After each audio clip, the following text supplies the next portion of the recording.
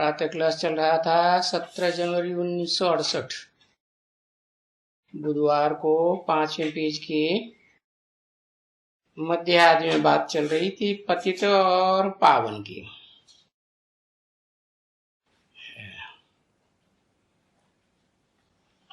तो गाते रहते हैं, कीर्तन करते रहते हैं, पतित पावन आओ।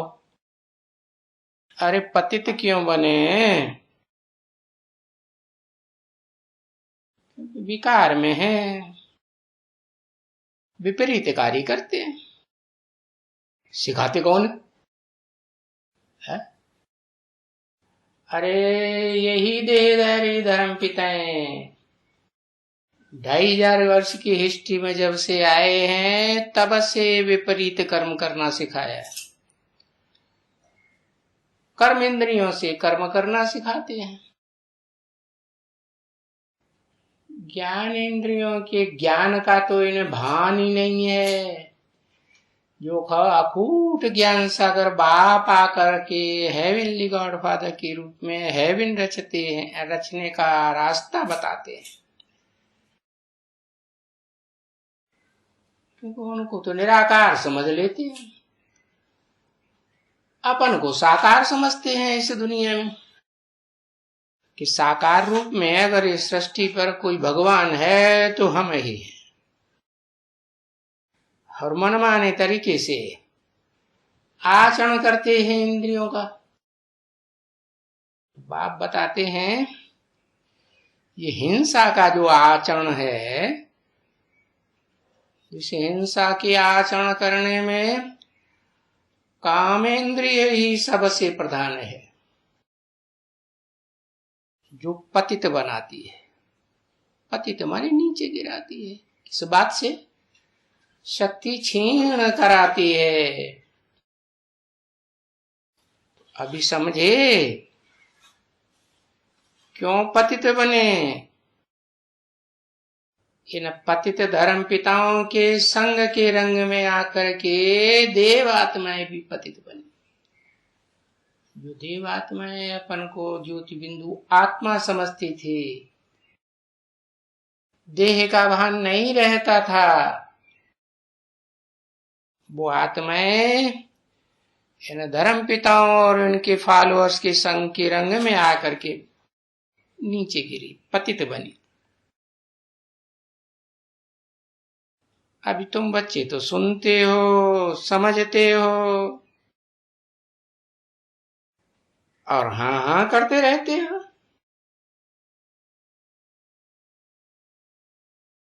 बाबा कहते हैं सिर्फ हाँ हाँ करने से, वाचा से बोलने से काम नहीं चलेगा। पावन तो बनना ही है जरूर।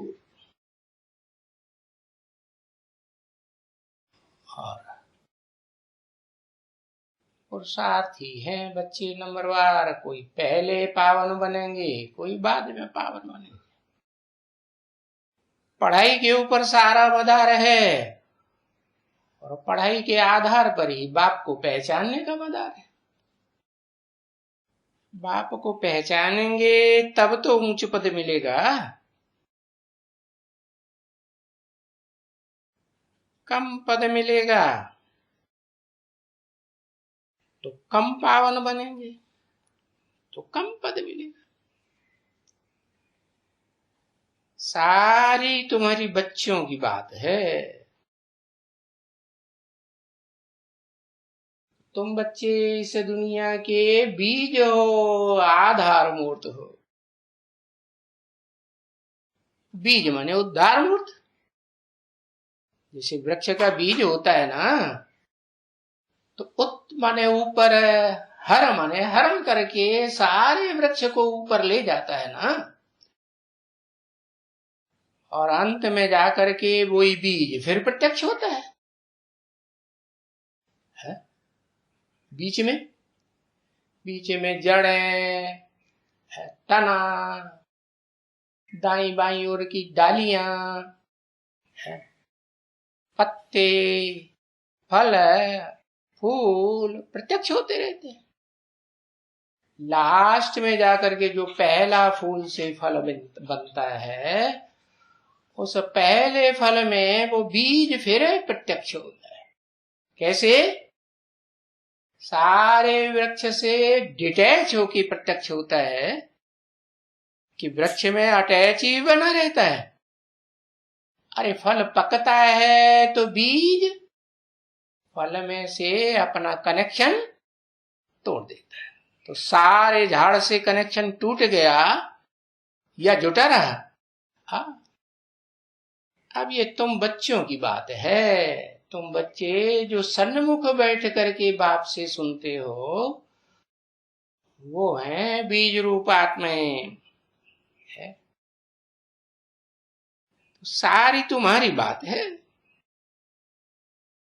तुम बीज रूप बाप जो इस सृष्टि के सभी धर्मों से कनेक्टेड नंबरवार बाप माने बीज हो।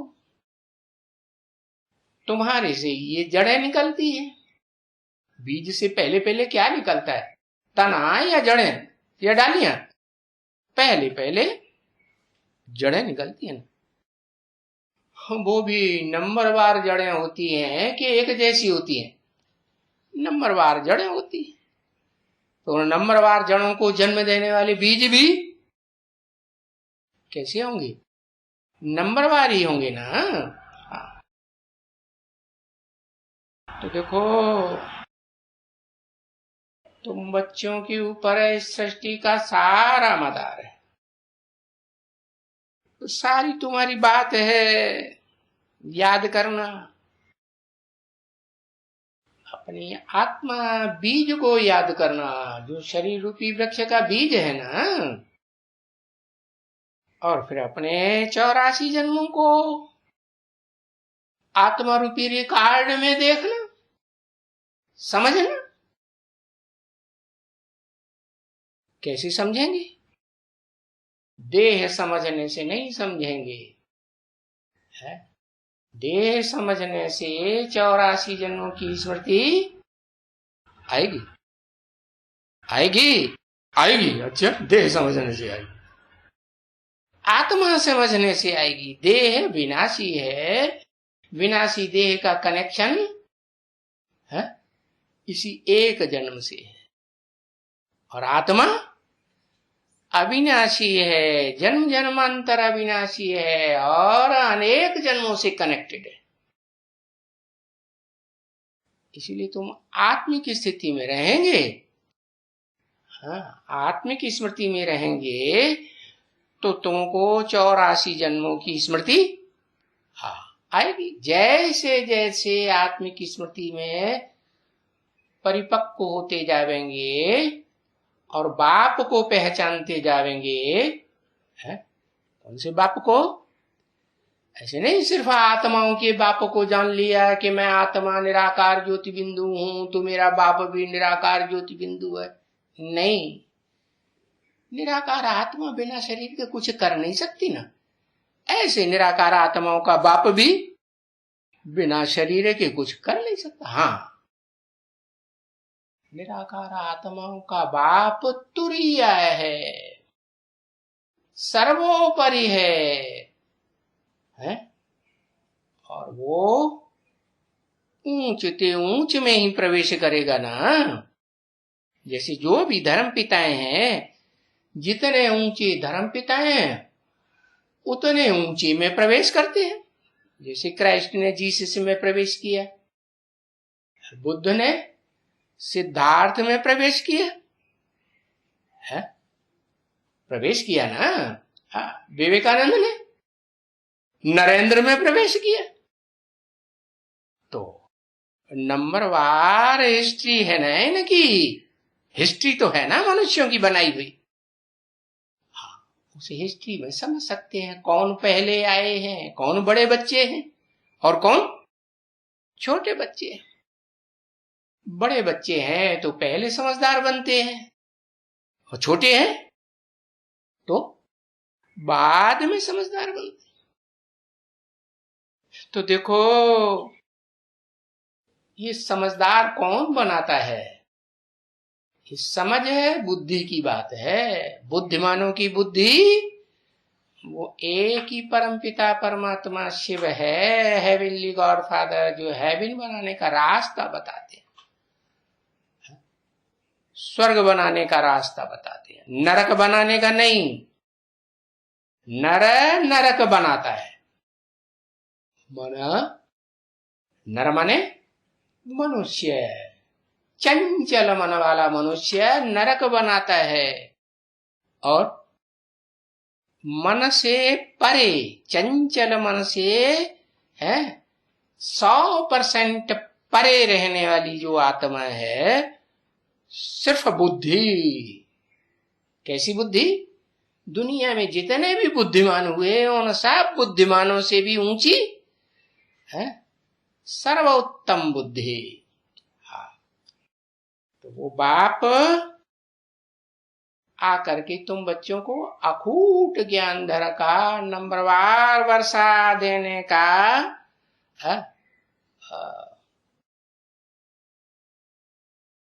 हिसाब बताए देते हैं। क्या हिसाब बताते हैं? जो पहले पहले अखूट ज्ञान भंडारी से अखूट भंडार ले लेता है, उसका मिसाल दिया जाता है। इस जड़ सृष्टि में जड़ ज्ञान, जड़ सागर से, वो जड़ सागर जड़त्वमयी है, और ज्ञान सागर है चैतन्य, यह जड़त्वमयी रहता है। नहीं, जड़त्व में बुद्धि वाला बनता है कब? जब जलमयी में सारे संसार को बोड़म बोड़ कर देता है, तो कहेंगे जड़त्व में ही बुद्धि। और जब सारा संसार नंबरवार इस सृष्टि रूपी रंगमंच पर प्रत्यक्ष होने लगता है, तो पहले पहले कौन प्रत्यक्ष होता है सागर में से? पता है? पता ही नहीं। अरे एक अक्षर लिख दो, पता है तो।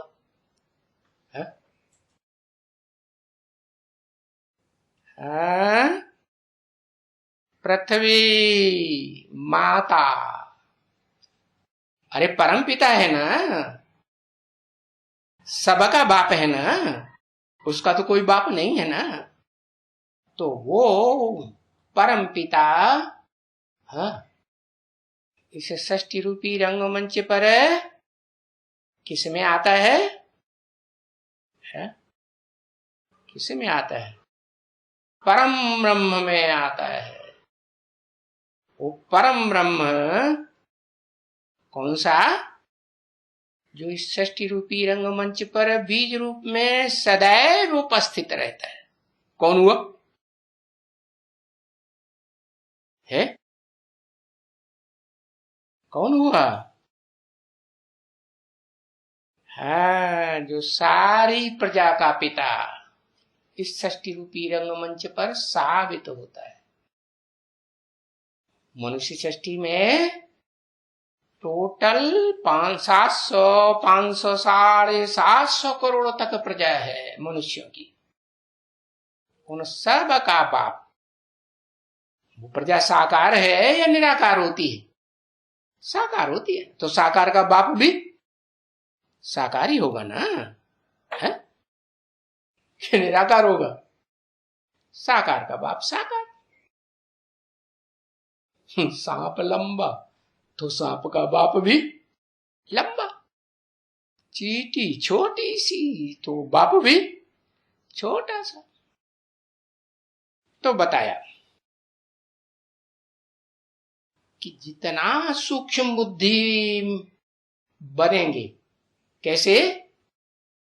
उस निराकार आत्मा को, अणुरूप आत्मा को याद करके है अपनी बुद्धि को सूक्ष्म बनाएंगे। सूक्ष्म ते सूक्ष्म ज्योति बिंदु को याद करेंगे, आत्मा को, और आत्मा के भी बाप को, वो तो सबसे सूक्ष्म है। तो बुद्धि सूक्ष्म तुम्हारी बनेगी या स्थूल भैंस बुद्धि बनेगी? सूक्ष्म बनेगी ना। तो सूक्ष्म बुद्धि में तुम्हारी जो आत्मा अनुरूप अणोअणियांसम, जिसे गीता में भी लिखा हुआ है ना, है अणोअणियांसम, अर्थात उसका पुत्र है जिससे अति सूक्ष्म इस संसार में कोई हो ही नहीं सकता।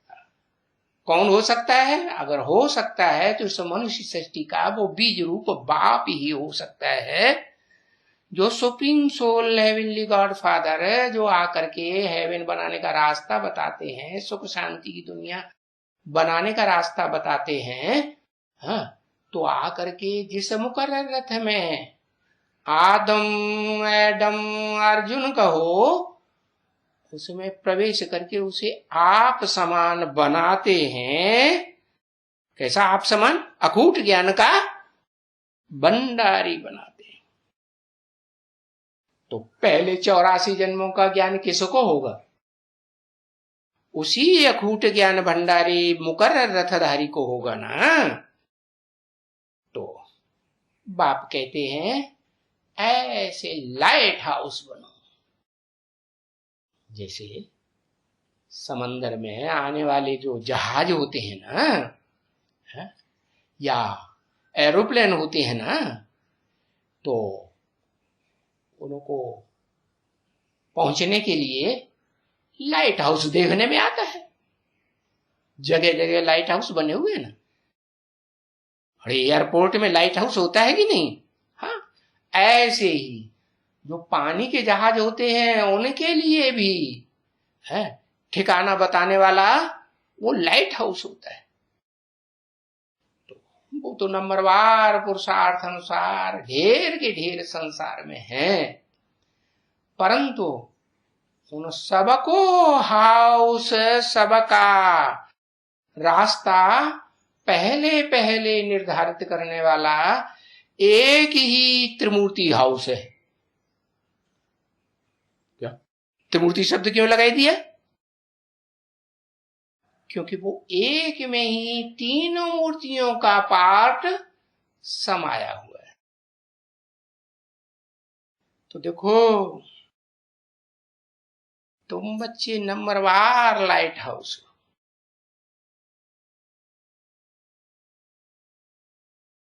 सुदर्शन चक्रधारी हो। उन्होंने तो रथ के पहिए का चक्कर दिखाई दिया है। देहधारी धर्मगुरुओं ने, शास्त्रवादियों ने, है उसका नाम स्व माने आत्मा, दर्शन माने जो भी ज्योति बिंदु आत्मा है, जिसकी यादगार भारत में अभी तक भी माताएं बिंदु के रूप में लगाती है, स्टार के रूप में लगाती है ना।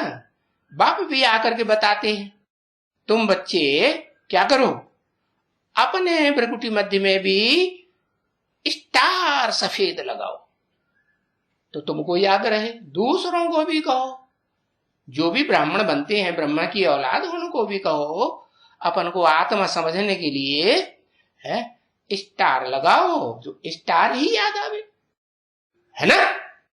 हाँ, याद आवे। तो देखो ये स्व का दर्शन हुआ कि ये आत्मा जो अविनाशी है, अनेक जन्मों में ये रहती है या नहीं रहती। हाँ, भले कोई आत्मा के कम जन्म हो, 2 ही जन्म हो, या कोई के ज्यादा से ज्यादा 84 जन्म भी हो। तो 84 का जो चक्र है गाया हुआ, उस चक्र को अपनी आत्मा रूपी रिकॉर्ड में समझना, देखना, जानना, इसको कहते हैं सुदर्शन चक्र घुमाना,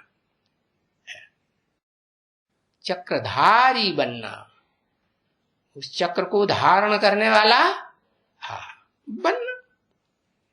उसके लिए बाप बताते हैं कि तुम जितना जितना ईश्वरीय सेवा में चक्कर लगाएंगे हैं इस दुनिया में, बड़ा या छोटा चक्कर ना, हाँ, कोई तो लिमिटेड होते हैं माना बस अपना तेलुगु भाषा ही पसंद करेंगे, क्या आंध्रा में ही रहना पसंद करेंगे, तो छोटे चक्करधारी बनेंगे या बड़े चक्करधारी बनेंगे? छोटे चक्करधारी। ये बुद्धि में है, क्षुद्र बुद्धि रहे ही नहीं, बने ही नहीं है। क्या हम इस दुनिया में थोड़ी आत्माओं से कनेक्शन में रहने वाली जन्म जन्मांतर की आत्मा है? नहीं। ज्ञान सूर्य तो सारी दुनिया से कनेक्टेड है ना, जैसे स्थूल सूर्य सारी दुनिया से कनेक्टेड रहता है ना, है? नहीं, हाँ, सारी दुनिया उसी से रोशनी लेती है ना। तो ऐसे ही तुम बच्चों को विशाल बुद्धि बनना है?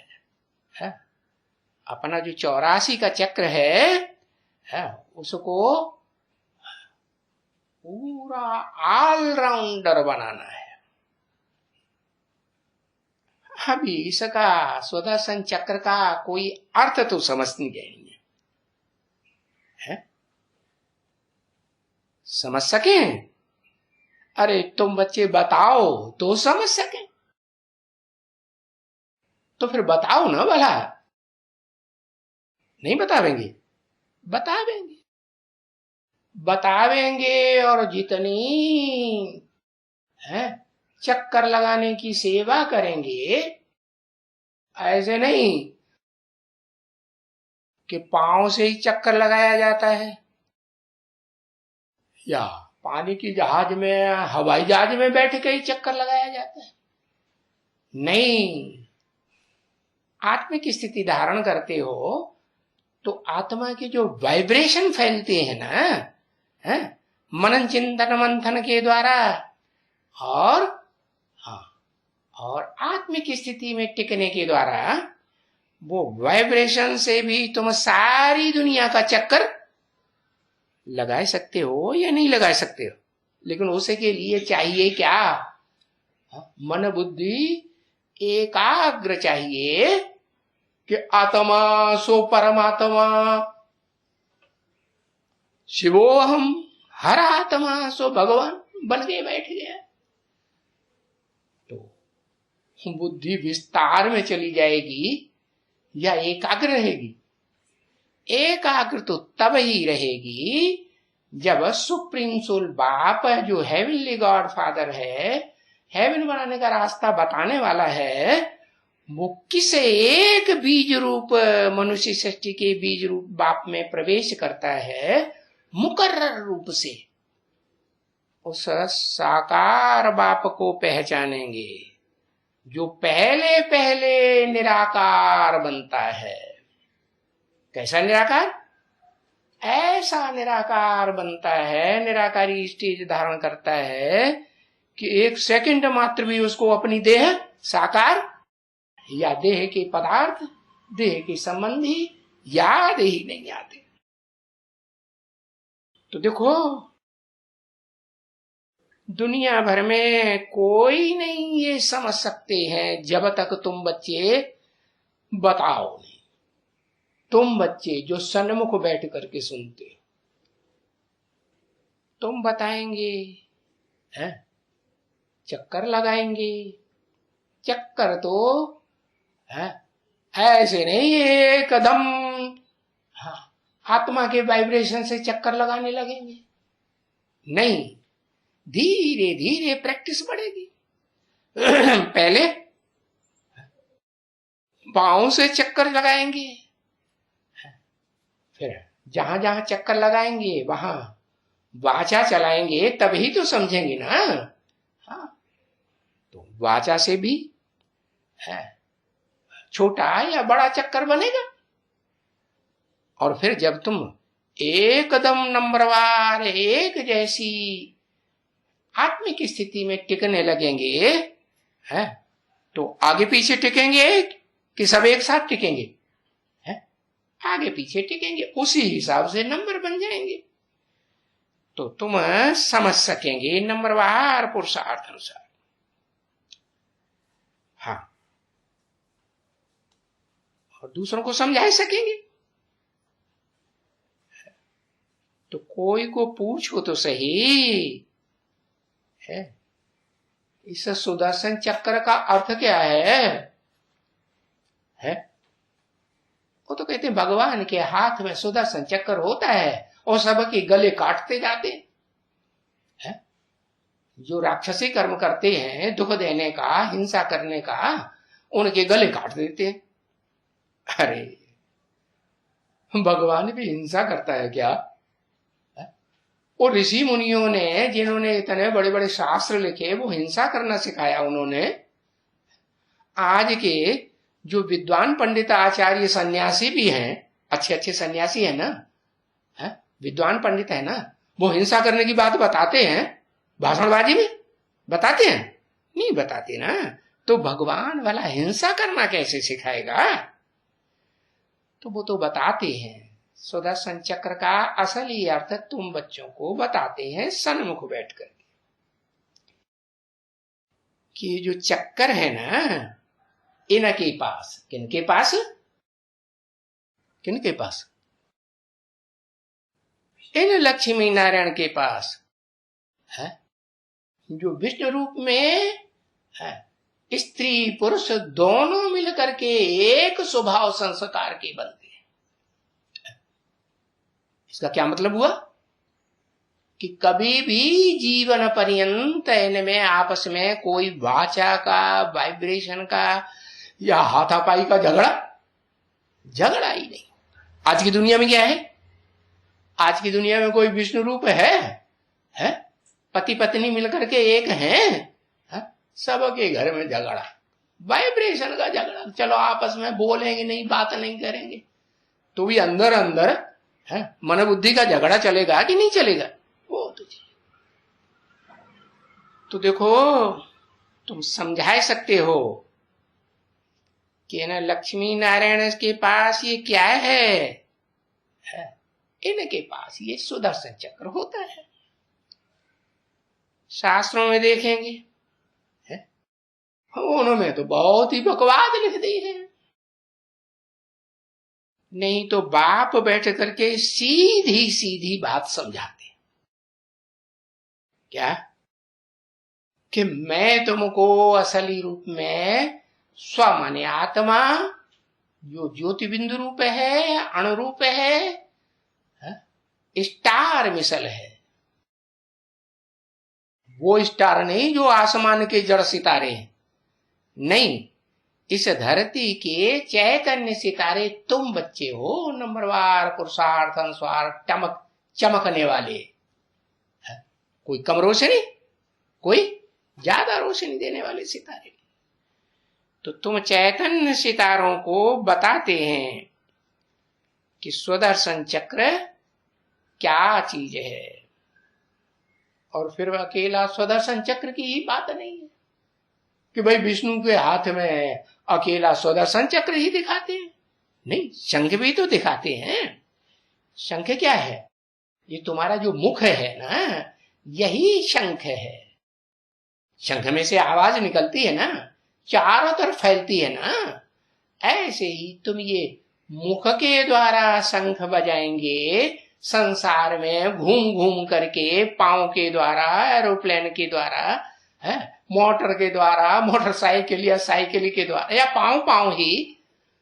तो जितना जितना तुम चक्कर लगाएंगे, उतना उतना ये तुम्हारा शंख मुख रूपी चारों तरफ आवाज फैलाएगा या नहीं फैलाएगा?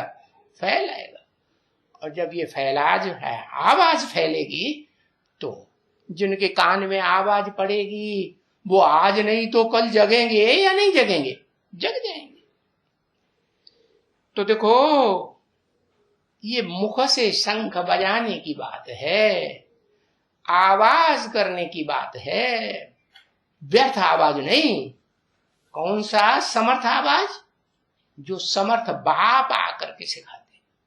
कहते हैं ना भक्ति मार्ग, समर्थ गुरु रामदास है। तो तथाकथित ब्रह्म कुमारियां किसको समझ लेती हैं? समर्थ गुरु है? एक निराकार ज्योति बिंदु को समझ लेती है। नहीं है? या तो दादा लेखराज ब्रह्मा को समझ लेती है। अरे वो समर्थ गुरु कहाँ हुए? वो तो पहले ही शरीर छोड़ गए। सारी दुनिया ने उनको अपना बाप माना। दादा लेखराज ब्रह्मा को बाप मान लिया? नहीं माना ना। तो जरूर कैसा ऐसा कोई मुकर्रर रथधारी मुख है इस षष्ठी रूपी रंगमंच पर, जो इस ज्ञान यज्ञ में यज्ञ के आदि से ही, ओम मंडली से ही था, मध्य में भी है और अंत तक भी कायम रहे। ऐसे नहीं सारी दुनिया में कायम रहने वाला है कि हर जगह व्यापक है। नहीं, उस शरीर रूप में जो मुख है वो तो एक ही जगह पैदा होगा। नाम रख दिया है कायमगंध। कैसा स्थान? ऐसा स्थान जहां कलयुग के अंत में वो आत्मा मुख धारण करने वाली है, कैसे बन जाती है? दुनिया का सबसे जास्ती गंध धारण करने वाली, कर्म करने वाली है, बन जाती है। तो उसको बाप आकर के जो सबसे जास्ती पतित बनता है, गंदा मूत पलिती बनता है, उसको आकर के पहले पहले आप समान एवर प्योर बना। तो ये शंख बजाने वाली बात कोई स्थूल शंख की नहीं है, ये तुम्हारा मुखरूपी शंख है। ऐसे नहीं तुम सिर्फ आत्मा का चक्कर चलाएंगे वाइब्रेशन के द्वारा, नहीं, ये प्रैक्टिस धीरे धीरे पड़ेगी। मुख के द्वारा भी चलाना अनिवार्य है या नहीं है? अनिवार्य है। अभी मुख से शंख मन, बाबा की वाणी 68 की है ना, तो कहा अभी मुख से शंख। फिर तुम बच्चों को तो बता ही दिया है कि इस दुनिया का पूरा विनाश 10 साल में 76 में हो जाएगा। कौन सी दुनिया का? इस ब्राह्मणों की दुनिया का है? विनाश होगा। शुरुआत ही होगी ना कि 1 सेकंड में हो जाएगा। हाँ, शुरुआत होगी। कोई आत्मा निमित्त बनेगी। कौन? ये लक्ष्मी नारायण का जन्म होगा, प्रत्यक्षता रूपी जन्म होगा तुम ब्राह्मणों की दुनिया में। कैसे? कोई नंबरवार एडवांस ज्ञान लेने वाले सुप्रीम टीचर शिव से ऐसे ब्राह्मण निकलेंगे जो ये शंख बजाना आरंभ करेंगे, एडवांस ज्ञान का। तो देखो, शंख तो दुनिया में जब अकाल पड़ता है तो चारों तरफ भारतवर्ष में तो क्या करते हैं? वो शंख बजाना शुरू करते हैं। यादगार चल रही है ना, उन्होंने तो वो स्थूल शंख बजाना की बात लगाई दी है। वास्तव में है, जब इस दुनिया का विनाश होने वाला होता है तो पहले पहले तुम बच्चों के ये मुखरूपी शंख बजते हैं, नहीं? हाँ, तो देखो अभी इस दुनिया में अकाल पड़ने वाला है, दुकाल पड़ने वाला है। उससे पहले ही तुम अपना ये मुखरूपी शंख बजाए करके नंबरवार पुरुषार्थ अनुसार छोटे बड़े स्वदर्शन चक्रधारी बनेंगे या नहीं बनेंगे? शंखधारी बनेंगे या नहीं बनेंगे? बनेंगे। विष्णुरूप जो बनेंगे वो विष्णुलोक में आएंगे, क्योंकि विष्णुलोक को ही वैकुंठ लोक कहा जाता है। क्योंकि विष्णु ही ऐसा देवता है ऊंचते ऊंचे जो अतीन्द्रिय सुख भोगता है और अपने फॉलोअर्स को भी, जो पक्के पक्के फॉलोअर्स हैं, उनको अतीन्द्रिय सुख भोगना सिखाता है। कलातीत सुख है। ऐसे नहीं कि सतयुग का जो कृष्ण 16 कला संपूर्ण बनने वाला है, जिसको शास्त्रकारों ने दिखाई दिया है पीपल के पत्ते पर, नहीं, वो तो कलाबद्ध है, कलाओं में बंधा हुआ। लेकिन तुम बच्चे तो सूर्य के बच्चे हो। सूर्य कलाओं में बनता है, न स्थूल सूर्य कलाओं में बनता है, न ज्ञान सूर्य कलाओं में। और ज्ञान सूर्य का जो मुकर्रर रथधारी बच्चा है, उसको भी ऐसी स्टेज एक बार इस सृष्टि रूपी रंगमंच पर बनती जरूर है। कब? जब वैकुंठ की दुनिया में रहता है, क्षीर सागर में रहता है। क्षीर क्या? खीर को क्षीर कह दिया है? खीर होती है ना, आत्मा रूपी चावल है? ज्ञान का दूध है ना? और जो मुख में से मीठी मीठी वाणी निकलती है ना, सुख देने वाली, या दूसरा नाराज हो जाए दुख देने वाली, हाँ, सुख देने वाली जो वाणी निकलती है, तो वो तीनों मिलकर के एक हो जाए, उसको कहते हैं खीर। चावल, दूध और मिठास। तो देखो, ये अकाल पड़ने से पहले, दुकाल पड़ने से पहले, धरती कंप होने से पहले तुम बच्चों को ये शंख भी बजाना है?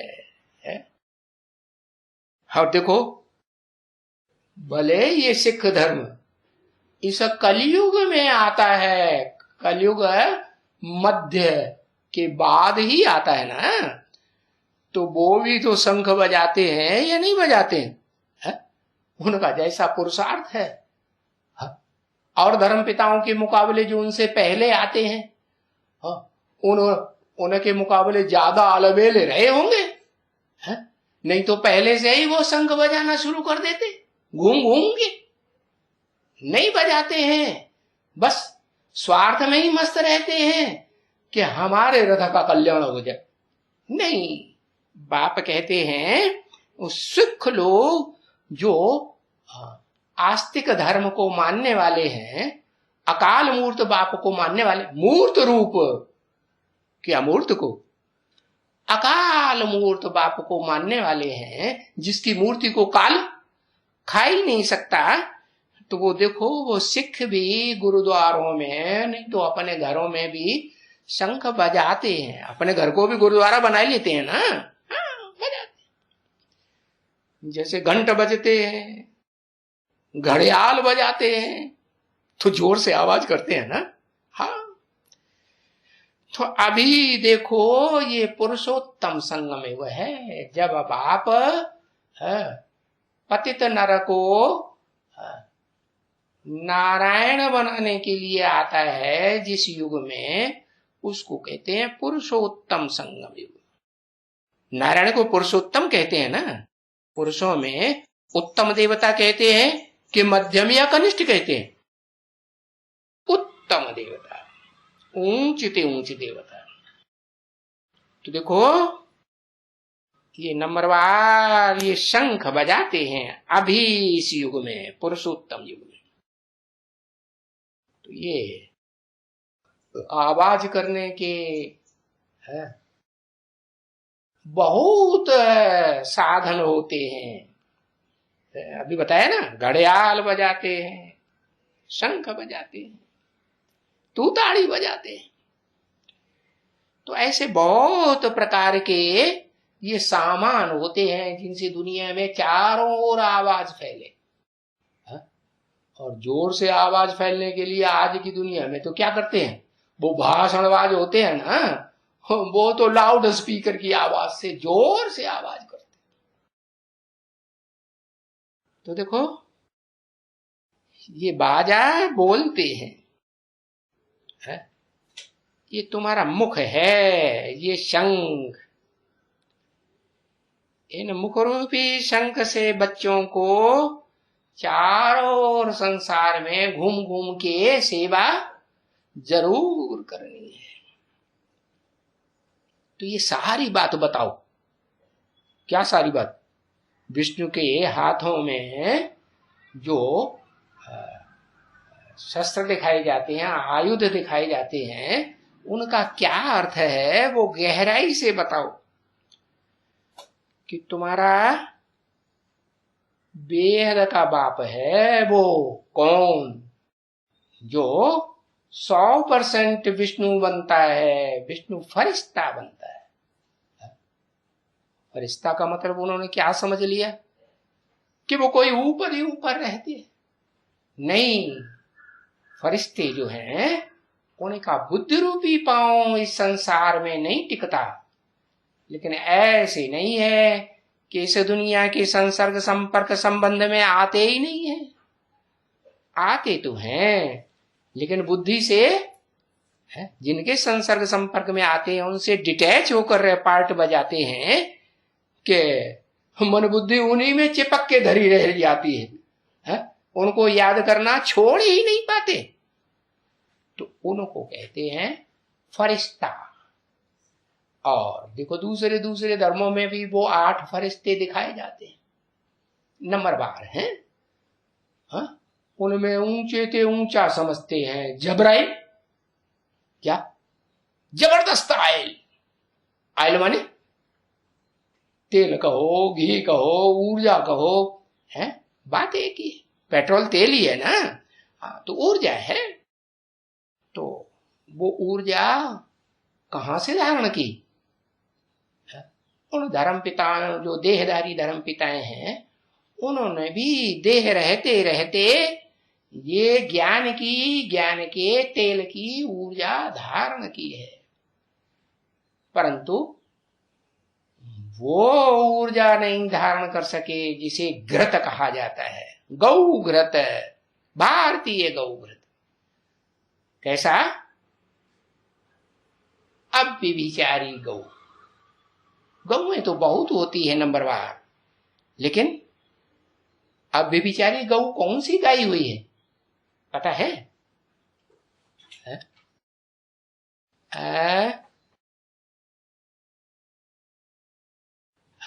अब व्यभिचारी गौ, उसको लक्ष्मी के रूप में दिखाते हैं। सारे संसार को आनंदित करने वाली नंदिनी गौ। किसकी बच्ची? वो तो बछिया है या इंद्रियों का संबंध जोड़ने वाली गाय है? बछिया है ना, कामधेनु की पुत्री नंदिनी दिखाते हैं। तो देखो वो बेहद का बाप है कौन? जगत पिता, एडम है, आदिदेव, वो जगत पिता बेहद का बाप है, तो उसकी बेहद की पत्नी भी होगी ना। कौन? जगत पिता की पत्नी जगदम्बा है, और जगदम्बा की बच्ची है, क्या नाम बताया अभी? नंदिनी। नंदिनी में ज्यादा प्योरिटी होगी या उसे पैदा करने वाली अम्मा में ज्यादा प्योरिटी होगी? हाँ, जो बच्चियां हैं ना उनमें ज्यादा प्योरिटी होती है। कन्याएं है ना, विदेशी कन्याएं नहीं, भारतीय कन्याएं। तो तुम विदेशी गैयों को समझ लो, उनका नाम रख दिया जरासी। कैसी? थोड़ी सी गाय है, बाकी तो जानवर ही जानवर है। तो देखो वो जानवरों का कर्म करना ही पसंद करती है, वो धंधा उसे बहुत प्रिय है, छोड़ ही नहीं पाती। तो देखो बेहद का बाप है, बेहद की अम्मा है, और उसकी बच्ची बछिया है नंदिनी, वो है विष्णु रूप में। माने विष्णु रूप में कैसे? पति और पत्नी के रूप में वो स्वभाव संस्कार से मिलकर के एक बनती है। तो स्वर की रचना करने वाली रचयिता बनती है या नहीं बनती? रचयिता अकेला होता है या दो के द्वारा रचना होती है? दो के द्वारा रचना होती है ना। तो देखो वो विष्णु स्वर्ग का रचयिता है। तुम बच्चे थे स्वर्ग के रचयिता है। क्या नाम दिया? स्व स्थिति में जो गए वो स्वर्ग के देवता कहे गए। अभी तो नहीं हो, अभी स्व स्थिति में रहते हो कि ज्यादा देवान में रहते हो, और बाकी कहीं नंबरवार थोड़ा बहुत आत्म की स्थिति की याद आती रहती है बीच बीच। तो देवानी ही कहेंगे ना, देह अहंकारी कहेंगे। अभी नहीं हो है। क्यों?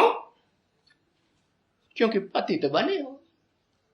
माना जो काम इंद्रिय है ना, मुख्य है पतित बनाने वाली, उससे क्षरण होता रहता है, शक्ति क्षीण होती रहती है। चाहे स्त्री चोला हो और चाहे पुरुष चोला हो, उनको रजो धर्म कहा जाता है और उनको वीर्य कहा जाता है। तो ये अंतर है स्त्री पुरुष की क्षीणता में। तो देखो अभी तुमको पावन नहीं कहेंगे, कहेंगे हाँ पतित ही कहेंगे। क्यों? क्योंकि शक्ति क्षीण करते करते तुम नीचे उतरे हो। कहां से? स्वर्ग से? स्वर्ग से नीचे उतरे हो कि नरक की दुनिया में नीचे उतरे हो? नरक की दुनिया में नीचे उतरे, स्वर्ग में नीचे नहीं उतरते थे। अरे देवताएं अगर स्वर्ग में नीचे नहीं उतरते हैं तो पीढ़ी दर पीढ़ी उनसे जो जन्म लेने वाले और देवताएं हैं कम कला वाले, वो कम कला वाले बनेंगे या 16 कला संपूर्ण त्रेता के अंत तक बने रहेंगे? कम कला वाले बनते हैं ना, तो शक्ति क्षीण होती है ना, शक्ति क्षीण होती है। कौन सी शक्ति क्षीण होती है? सतयुग में 16 कला संपूर्ण और त्रेता में आते आते 2 कलाएं कम, माने धीमी गति से शक्ति क्षीण होती है देवात्माओं की स्वर्ग में। और नरक में? नरक में तो भ्रष्ट कर्मेंद्रियां नीचे की है ना, तो तेजी से नीचे गिराती है। तो तेजी से पतित बने, नीचे गिरे 63 जन्मों में। द्वैतवादी द्वापर युग से, जहां द्वापर के आदि से ही ये हिस्ट्री में जो मनुष्यों की बनाई हुई हिस्ट्री है ना, इसमें तुम समझ सकते हो हिस्टोरियंस के द्वारा कि इब्राहिम कब आए, बुद्ध कब आए, क्राइस्ट कब आए है? ये नरक की दुनिया है। इन देहधारी धर्म गुरुओं को नर कहेंगे है या देवता कहेंगे? नर ही कहेंगे ना। क्यों? क्योंकि ये सुख देने वाले देवता के रूप में इस संसार में आते हैं या हिंसा करने वाले हैं राक्षस के रूप में, जानवरों के रूप में आते हैं, हिंसक जानवरों के रूप में आते हैं। क्या करते हैं? क्या सिखाते हैं? क्या सिखाते हैं? जो मुख्य कर्मेंद्रिय है ना, उससे कर्म करते हैं दूसरों को दुख देने का, खुद भी क्षीण शक्ति बनते हैं और दूसरों को भी क्षीण बनाते हैं। तो इनके संग के रंग में आकर तुम भी नीचे उतरे। ओम शांति।